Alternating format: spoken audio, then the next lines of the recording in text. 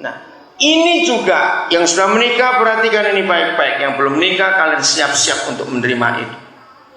100% penyebab rumah tangga tidak harmonis karena dua orang namanya suami istri tidak mau membenarkan pasangannya, tapi selalu mengingat kesalahannya, dan itu jadi masalah dalam pernikahan.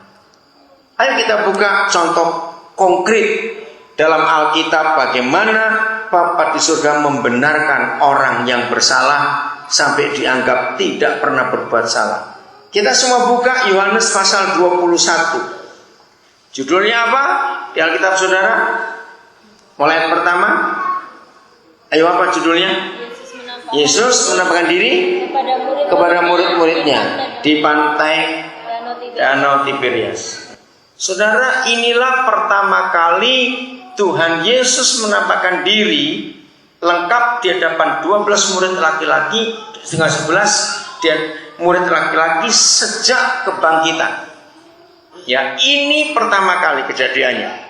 Nah, saya tanya kepada saudara, di antara mereka 11, karena Yudas sudah mati, siapa yang pernah berbuat jahat kepada Tuhan Yesus di antara 11 orang itu? Siapa? Bukan, sudah mati kok, saya tanya 11. Petrus. Apa yang dia buat? Menyangkal. Apa arti kata menyangkal? Bohong, bukan. Menyangkal bukan bohong, ya. Tidak mau mengakui, ya, menolak fakta. Dan itu sungguh-sungguh jahat sekali. Berapa kali Petrus menyangkal Tuhan Yesus? Salah, 7 kali. Berarti saudara gak pernah neliti Alkitab. 7 kali Petrus menyangkal Tuhan Yesus. 3 kali waktu di halaman rumah imam besar Kayafas, waktu Tuhan kita diadili, itu 3 kali. Keempat kali waktu Maria Magdalena adalah murid pertama yang melihat fakta Tuhan Yesus bangkit. Nah, Maria Magdalena pulang bertemu dengan semua murid-murid mengatakan Yesus bangkit. Petrus gak percaya. Ya, yang kelima kali waktu Maria ibu Yesus dan murid perempuan yang lain ngecek ke kubur setelah berita dari Maria Magdalena. Mereka lihat betul sudah terbuka pintu kubur, kain kafannya ada di situ, tapi Yesus tidak ada. Mereka pulang kembali memberitahukan semua murid. Petrus menyangkal, aku gak percaya. Sudah berapa kali? 5 kali. Yang ke-6 kali, waktu 2 murid laki-laki teman Petrus juga pulang kembali ke Emmaus karena mereka kecewa gurunya mati. Tapi di perjalanan mereka jumpa siapa? Masih ingat mereka jumpa siapa? Jumpa Tuhan Yesus.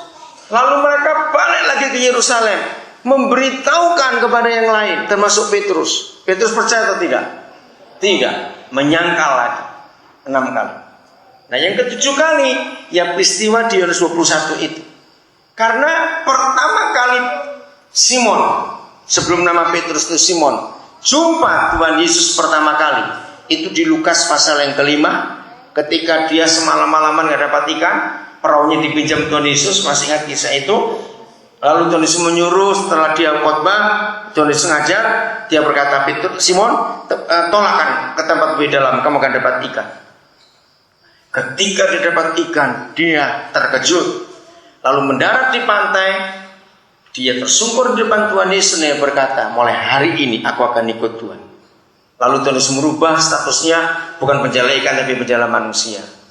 Ternyata malam itu, waktu dia kecewa, Yesusnya mati. Padahal sudah 6 kali berita disampaikan dari teman saudara-saudaranya, Yesus bangkit. Dia tidak percaya. Nah, ke-7 kalinya dia menyangkal Yesus. Dia kembali kepada hidup yang lama. Rupanya perahunya nggak dijual, masih disimpan. Maka waktu dia kecewa, dia kembali ke cara hidup yang lama. Jadi 7 kali Petrus menyangkal. Mari kita lihat perjumpaan pertama Petrus dengan Tuhan Yesus pada pagi itu. Ini sudah subuh. Semalam-malaman gak dapat apa-apa. Ketika perahu mereka mau merapat, Maka lihat ada orang berdiri di pantai danau itu. Mereka tidak kenal kalau itu Tuhan Yesus. Lalu orang itu tanya, anak-anak kalian dapat ikan tidak? Ya mereka nggak dapat semalam-malaman itu. Lalu Tuhan memerintahkan, tebarkan jalamu ke sebelah kanan perahu. Begitu ikan dapat banyak. Yohanes adalah murid pertama yang tahu kalau itu Tuhan Yesus guru mereka. Yohanes berseru, itu guru. Petrus terkejut. Langsung dia terjun dari perahu, berenang ke pantai, dan jumpa dengan Tuhan Yesus. Nah, saya mau tanya begini kepada saudara. Kalau saudara adalah guru seperti Tuhan Yesus, 3,5 tahun ngajar murid itu, tahu-tahu murid saudara nyangkal, saya nggak pernah kenal guru orang itu, nggak pernah kenal saya, 7 kali. Kira-kira saudara kalau jadi Yesus diapakan Petrus itu? Ayo diapakan Petrus? Coba jawab. Ayo masing-masing jawab. Yang Ambon jawab apa, Batak jawab apa, Jawa jawab apa, semua jawab. Ayo. Kira-kira, ayo kalau saudara jadi Tuhan Yesus, ini murid diapakan satu ini? Pertama kali ketemu, dijual, diketok, diapakan apa lagi? Ayo. Tempeleng, apa lagi?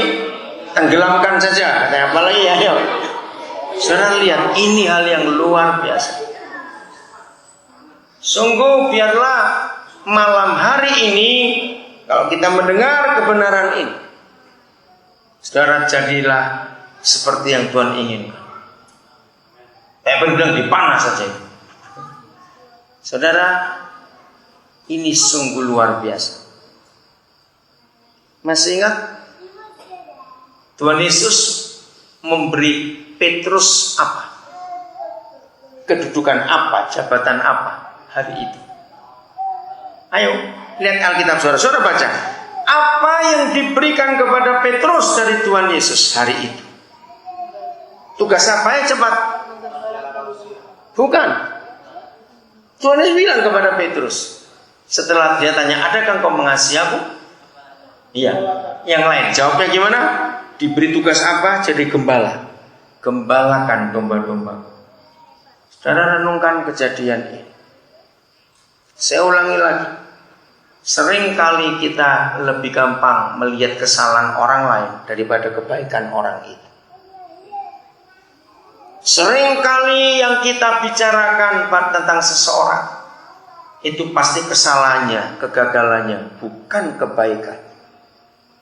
Ini yang kita harus berubah. Suami istri juga sama. Jangan suka ungkit-ungkit kesalahan yang dulu. Belajar untuk melihat kebaikan pasangan saudara. Sungguh saudara, manusia itu sulit sekali. Ini gereja bersalah besar. Saya tanya kepada saudara, walaupun hari ini nggak ada ketua sinode yang datang, ya mudah-mudahan nggak ada yang pernah jadi ketua sinode di sini, karena itu nggak ada di Alkitab.